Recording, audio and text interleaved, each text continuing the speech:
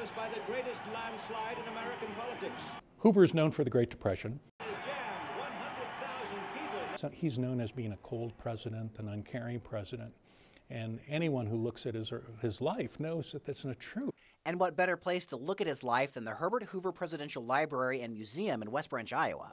And I think when they see his life, really one of more of achievement, of compassion, they believe, and this is represented on comments that you can see on the web, that, gosh, I never knew. Hoover was orphaned by the age of 9 and separated from his siblings soon afterward. As an adult, he focused on philanthropy and support for kids' organizations like the Boys Club and Girl Scouts.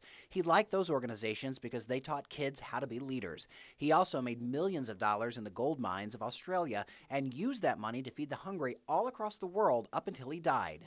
At the end, probably fed more than 1 billion people.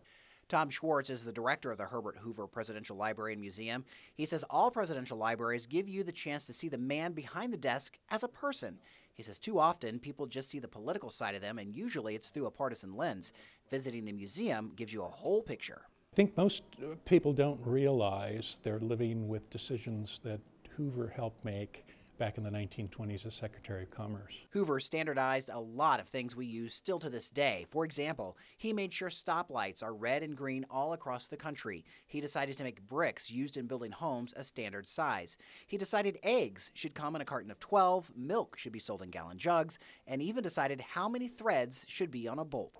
Hoover's one of those presidents that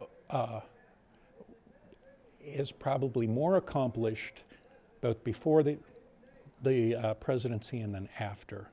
After his presidency, he and his wife focused on hunger relief and donated money to several organizations, but they did it secretly. As for the Great Depression, Schwartz believes Hoover was a victim of circumstance. Hoover took office in March of 1929, and the stock market crash happened that September. Chad Douglas, KHQA News, West Branch, Iowa.